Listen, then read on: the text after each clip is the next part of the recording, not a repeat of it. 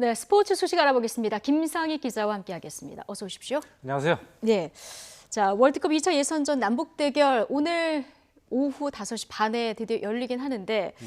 알려진 대로 오늘 경기 생중계로 볼 수도 없고요. 지금 예상했던 대로 뭐 깜깜이 원정이 계속 되는 것 같습니다.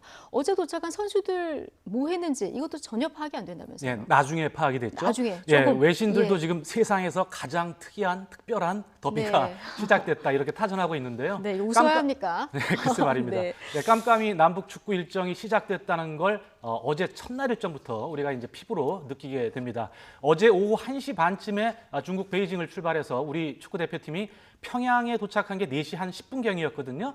그런데 그 이후로 우리 축구협회 쪽으로 첫 번째 현지 소식이 전해진 게 밤 10시 40분경이었습니다. 예. 그래서 10시간 가까이 지금 대표팀이 사실상 어떻게 보면 연락 두절이 된 상태였던 거죠. 평양의 동행한 축구협회 직원에 의해서 밤 10시 넘어서 사진 2장이 지금 보시다시피 저렇게 이메일로 이 사진이군요.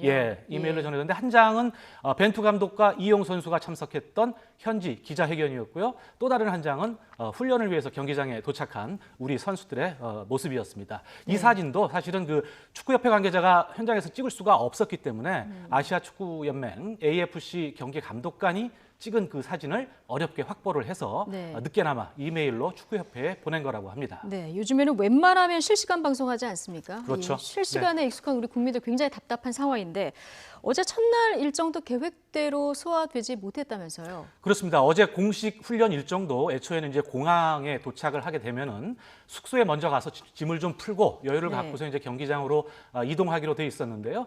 공항에서 곧바로 경기장으로 이동을 했다고 합니다. 입국 심사의 시간이 너무 많이 걸려서 이게 이유였고요. 예. 선수들은 7시 30분쯤에 경기장에 도착을 해서 훈련 전에 기자회견을 아까 보신 장면같이 진행을 했는데 벤투 감독과 수비수 이용 선수가 참석을 했는데 언론은 북한 기자 5명만이 참석을 했다고 합니다. 원래 평양 주재 AP 기자가 촬영을 위해서 또 경기장에 왔었다고 하는데 예. 출입을 현장에서 통제받았다고 합니다. 그래서 현장에 있는 AFC 그 관계자한테 이 AP 기자가 얘기를 했다고 해요. 들어가서 촬영할 수 있게 해달라. 근데 예. 결국 허락을 받지 못해서 전 세계에 서비스하는 기자회견과 훈련 영상을 찍지 못한 것으로 지금 알려지고 있습니다. 예. 선수들은 기자회견 뒤에 1시간 정도를 김일성 경기장에서 훈련을 했고요. 밤 9시쯤에 숙소로 이동을 하면서 어제 예정됐던 일정이 모두 마무리가 됐습니다. 네. 외신들 보도대로 세상에서 가장 특이한 더비 네. 맞는 것 같은데 현지에서 인터넷 연결이 안 된다고 했다는데 그래도 고려 호텔 정도는 북한에서 인터넷이 잘 되는 곳 중 하나 아닙니까? 그렇습니다. 그런데 아까 말씀드렸다시피 공항에서 예. 바로 경기장으로 갔다 그러지 않았습니까? 예. 북측이 일단 어제 경기장에는 경기가 없는 날이라 인터넷을 연결해주지 않겠다 해서 연결 안 했다고 합니다. 예. 그리고 호텔도 어젯밤 늦은 시간에야 인터넷을 연결해줬다고 하고요. 그나마 호텔도 우리가 이제 사용하라고 했던 PC를 이용한 그 메신저 서비스 있지 않습니까? 이걸 모두 차단했다고 합니다. 결국 이메일로 연락을 지금 주고받고 있다고 합니다. 네. 벤투 감독과 이용 선수의 회견도 어젯밤 사진만 전해지지 않았습니까?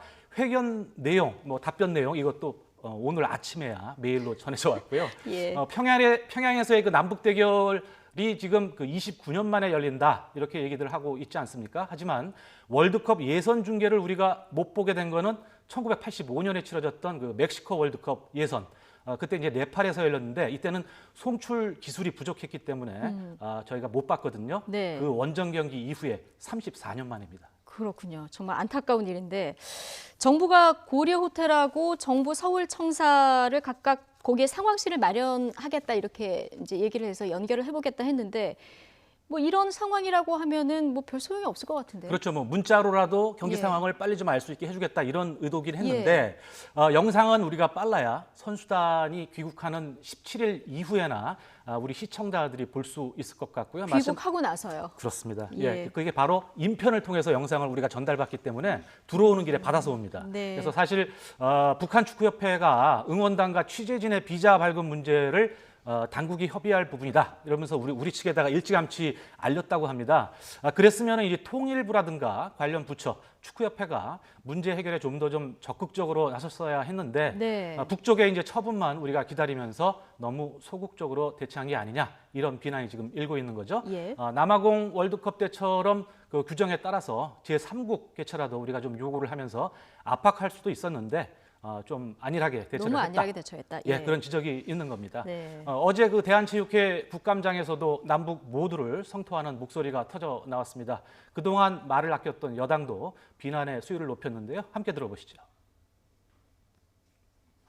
이건 국제경기 관례상 있을 수 없는 일이라고 생각하고 이 문제에 대해서는 저는 남과 북 관계의 원만한 미래를 위해서 고민을 할 수는 있지만 저는 항의해야 한다고 생각합니다. 중계도 보지 못하고 우리 국민들은 어떻게 그 경기를 알 수 있죠? 끝나고 나서나 결과나 알 수 있습니까? 드릴 말씀이 없습니다. 대한체육회 심각구 되겠습니까? 청와대가 언제나 나서 남북 관계는 다 일을 치러 왔는데 참으로 국민들이 답답해하고 있습니다. 네. 지금 여당 의원도 항의해야 된다 이렇게 생각한다는 네. 얘기도 듣고 오셨는데 경기 외적인 문제가 너무 커서 정작 이제 우리 선수들 경기하는 상황을 좀 못 짚어봤는데 그 부분 좀 짚어보겠습니다. 네. 경기를 하게 되면 응원 목소리도 하나 없고요. 지금 뭐 구장도 천연잔디가 아니라 인조잔디라면서요? 그렇습니다. 예. 김일성 경기장이 인조잔디 구장이고요. 어제 그 베이징에서 이제 평양행 비행기에 오르기 전에 우리 선수들이 언론과 이제 그야말로 마지막으로 만나지 않았습니까? 예. 그래서 얘기를 했는데 광적인 응원 같은 거는 오히려 우리가 뭐 크게 신경을 안 쓴다 이런 얘기들을 많이 했고요. 네. 오히려 지금 말씀하신 대로 잔디 상태에 신경을 쓰는 그런 모습이었습니다. 김일성 경기장이 이제 인조 잔디 구장이기 때문에 예. 천연 잔디에 비해서 부상 위험이 아무래도 높아요. 얼마나 높습니까? 그러니까 뭐 화상을 입을 수도 있고요. 슬라이딩을 그런 하면서 거죠. 예. 그렇군요. 그리고 이제 볼 바운드도 많이 천연 잔디와 다르지 않습니까? 그런 것도 있어서 당연히 이제 축구화도 천연 잔디에서 신는 것과는 다른 것들을 이제 선수들이 이번에 준비를 해 갔고요. 이에 대해서 이제 김민재 선수가 얘기를 했는데 한번 들어보실까요? 일단 잔디가 제일 문제인 것 같고 또 가서 이제 프로 선수들께 이제 빨리 적응을 하고 잔디에 대한 건 잘 적응하는데 문제 없을 것 같아요. 네. 자, 뭐 응원단 한 명 없이 외롭겠지만 우리 선수들 잘 싸워주기를 기대를 해보고요. 끝으로 야구 얘기 잠시 해볼까요? 이 부분도 뭐 좋아하시는 분들 많으니까요.